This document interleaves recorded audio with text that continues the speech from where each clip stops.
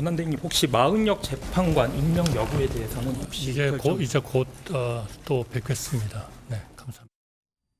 국회 추천목은 3명이었습니다.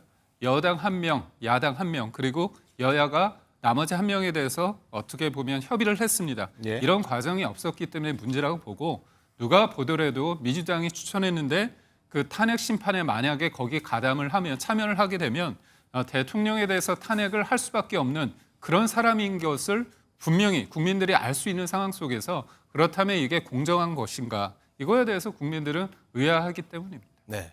국민의힘에서는 여야 합의가 되지 않았다라고 지금도 주장하시거든요.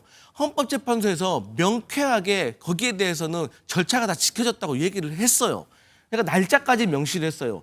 11월 18일 날 추천하기로 합의한 사실, 공문을 국회의장에게 송부한 사실, 재판관 선출할 국회에 제출한 사실, 인사청문회를 하기 위해서 국민의힘도 인사청문위원을 선임한 사실까지 다 이렇게 명기를 했기 때문에 이 헌재에서 어제도 이 부분에 있어서는 절차상 문제가 없다고 했거든요. 헌재가 최상목 전 대행이 마은혁 헌법재판관을 임명하지 않은 것을 위헌이라고 결정했고 위헌 판단이 나온 지 오늘로 26일째라는 점을 감안하면 한덕수 총리가 즉시 마은혁 재판관을 임명하지 않으면 파면 사유에 해당한다는 뜻입니다. 한덕수 대행은 헌재 결정 취지대로 오늘 당장 마은혁 재판관을 임명하길 강력하게 촉구합니다. 헌법재판소는 윤석열 탄핵심판 선고를 즉시 내려야 합니다. 한덕수 총리 선고도 끝난 만큼 헌재가 내란 속에 윤석열 선고를 미룰 이유가 사라졌습니다. 국민께서는 이제나 저제나 하며 헌재 선고를 목 빠지게 기다리고 있습니다. 네, 일단은 이와 관련해서 한 총리, 한 권한대행이 일단 지금 열리고 있는 국면에서는 뭐 언급하지 않았다라고 일단 저희 김세희 기자가 전했는데, 자, 강성필 대변인님, 일단은 민주당에서는 이제 헌재가 어제 재판관 보류는 위헌이다라고 좀 여러 재판관이 그렇게 판단했으니까 임명하라 이렇게 좀 압박을 가하는 건데, 한 총리, 한 권한대행이 마은혁 재판관 후보자 임명을 할까요?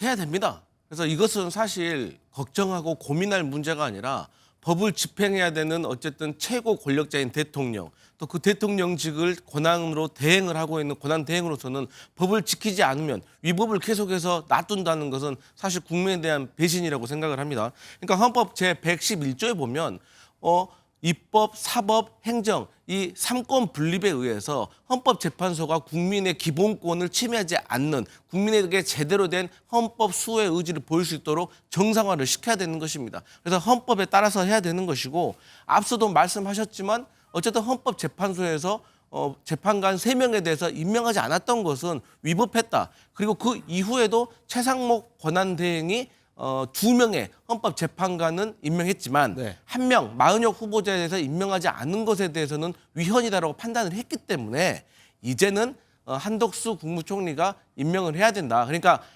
탄핵이 기각됐다고 해서 위법사항이 없다. 당신이 지금까지 했던 것이 다 잘했다라는 게 아닙니다. 다만 저희 민주당의 생각을 했을 때는 위헌, 위법한 상황은 있었지만 지금의 국가적으로 최고 권력자의 공백 상태가 있기 때문에 그런 위중함을 감안을 해서 기각을 해서 국정 운영에 복귀를 시킨 것이다. 한덕수 권한대행이 여기에 대해서 잘 이해하고 따라야 될 것이다. 이렇게 말씀드리겠습니다. 네, 어쨌든 헌재에서는 2차례 탄핵 심판 거치면서 임명하라는 쪽으로 좀 결론을 내린 것 같은데, 일단 한덕수 권한대행이 이전 탄핵 소추되기 전에는 여야가 좀 합의해서 와라라는 얘기를 저희가 좀 기억이 나는데, 한 총리가 임명을 할지 어쨌든 윤 대통령 탄핵 심판과도 또 연결된 문제이기도 하고요. 어떻게 결정을 할까요? 그러니까 우선적으로 저는 민주당이 이런 부분에 대해서 주장을 하기 전에 한덕수 권한대행의 그 탄핵이 기각되지 않았습니까? 그 부분에 대한 어떤 미안함, 반성, 그런 유감 표시를 해야 된다고 봅니다. 그런데 어떻게 보면 마은혁 후보자를 임명하지 않으면 다시 탄핵시킬 수 있다. 한덕수 권한대행 그리고 또 최상목 권한대행이 아니죠. 경제부총리까지 쌍탄핵을 할 수 있다. 이렇게 또 겁박하고 있습니다.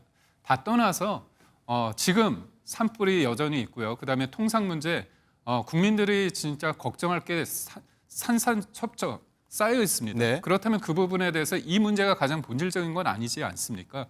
그리고 권한쟁의 심판 때 이 부분에 대해서 위헌적 요소는 있다고 했습니다. 다만 강제로 임명하거나 자동 임명하는지, 그리고 마흔의 후보자가 실질적으로 후보자가 아니라 재판관의 지위가 있는지를 확인해 달라는 것, 그리고 또 하나는 즉시 임명해 달라는 그 요구에 대해서는 아예 각하를 했습니다. 결국은 국회의 선출권을 인정하면서도 대통령과 대통령 권한대행의 임명권도 인정을 한 거거든요. 그렇다면 제가 볼 때 지금 민주당이 급한 거는 이재명 대표 한 사람을 위해서 그런 게 아니라 대통령을 탄핵시키고 그게 중요한 게 아니라 어떻게 본다면 민생이고, 저는 대통령 탄핵 관련해 가지고 지금 8명이 충분히 할 수 있기 때문에 이 결정이 난 다음에 차분하게 여야 추천을 통해 가지고 또 다른 한 명을 임명하면 되는 거 아닙니까? 그런 과정 속에서 어떻게 보면 어떤 순리를 따르지 않고 이재명 대표의 어떤 사법 리스크, 그래서 답을 아예 정해놓지 않았습니까?